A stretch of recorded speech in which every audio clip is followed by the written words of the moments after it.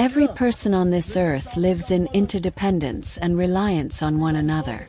As seen in the video, individuals travel from different directions to gather in Phnom Penh, coming together to build new creations and new lives.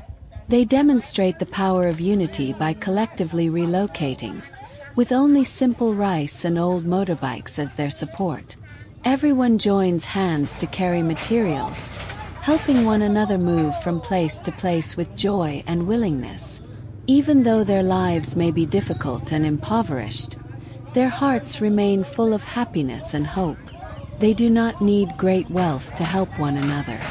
Their perseverance, smiles, and joyful spirits prove that people can live happily, even amidst life's struggles. In this video, you will witness solidarity in action as a community helps each other relocate by lifting entire wooden houses onto motorbikes and traveling cheerfully to a new place.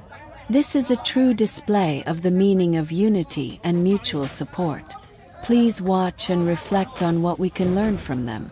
They show that no matter the circumstances, with willingness and good hearts toward one another, we can live in peace and happiness.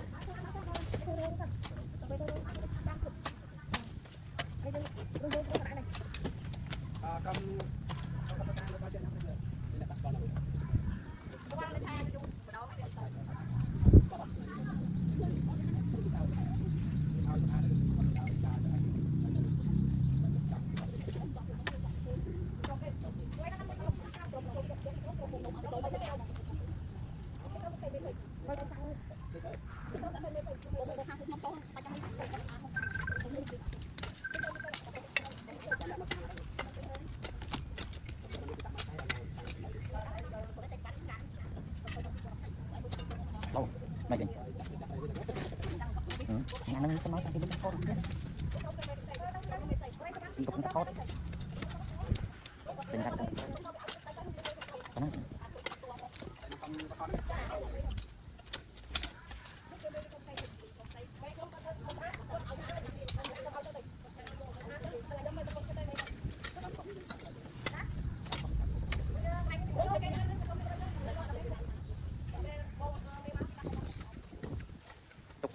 Tục tới 5 lục bạc.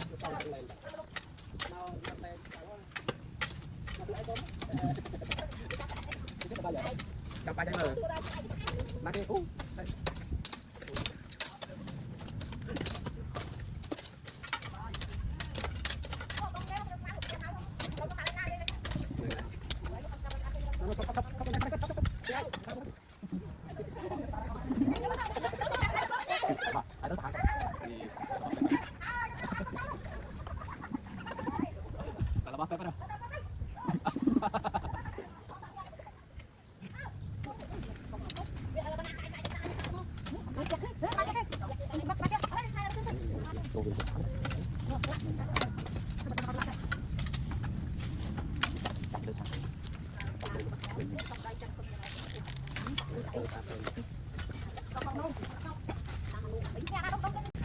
Đâu?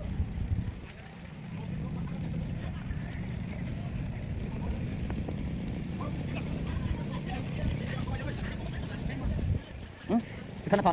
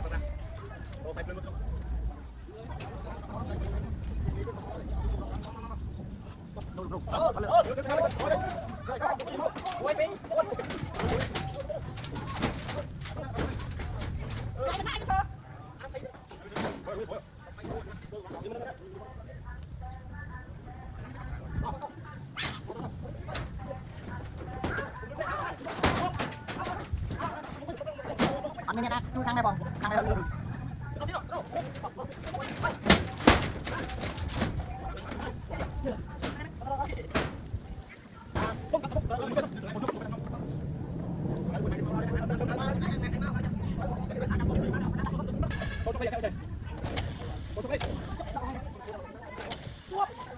Lên.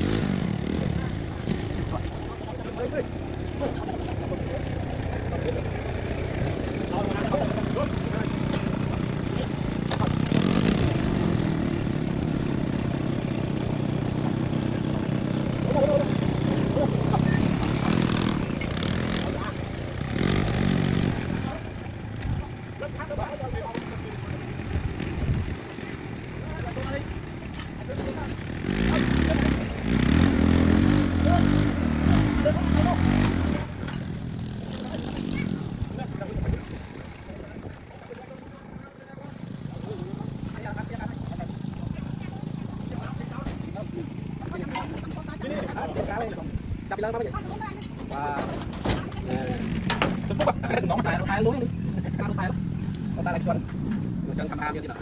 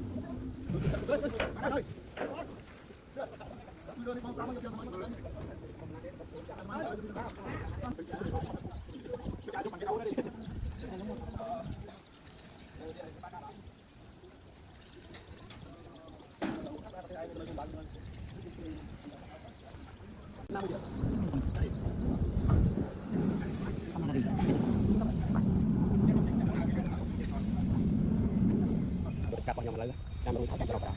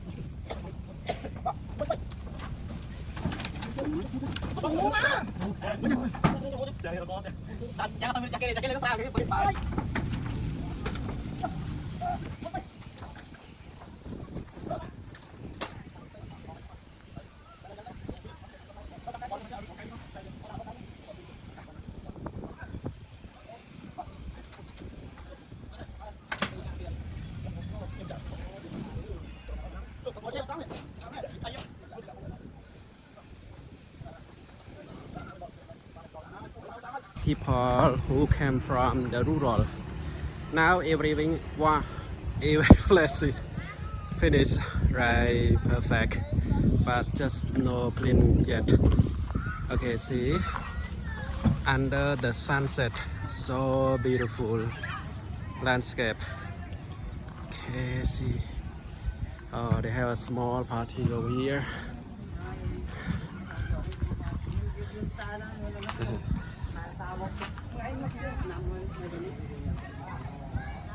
Wow. Cái số bong chọc video tích. Wow, đừng sợ bài giang ná bọn nó. Còn chọc tu video bong. Bon, đau. Cái số bong cho video môi mà bà. Hello. There. And a small house for a family. They have a family to work as a contraction over here. Hello. Hello, con mình. Okay.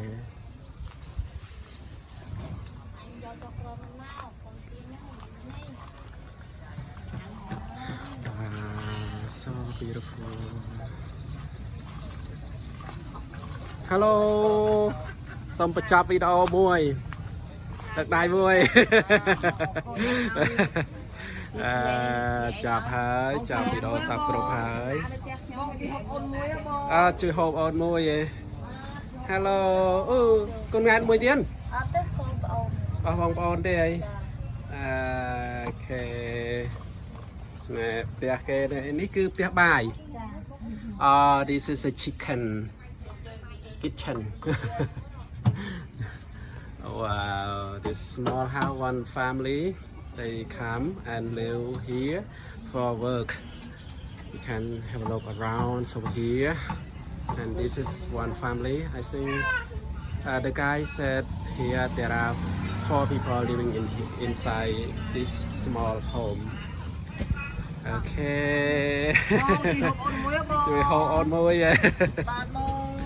បាទ okay under of the sunset you can see so beautiful yeah okay I just want to show you surround where do they going to work why they come to stay around here because of work and one day they can get the money from work as a contractions around $7.5 only for one day. This is for the woman and the man is around $10 and everything they have to pay by their own self like drinking, eating, food and everything. So they can sell less but they have no choice and these are the children of their family working around here so beautiful oh hello hello hello hello បើថតមួយចាប់មកហើយទៅអូយវ៉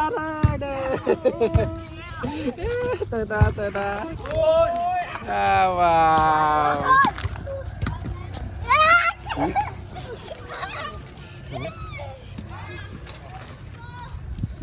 okay see in over here all right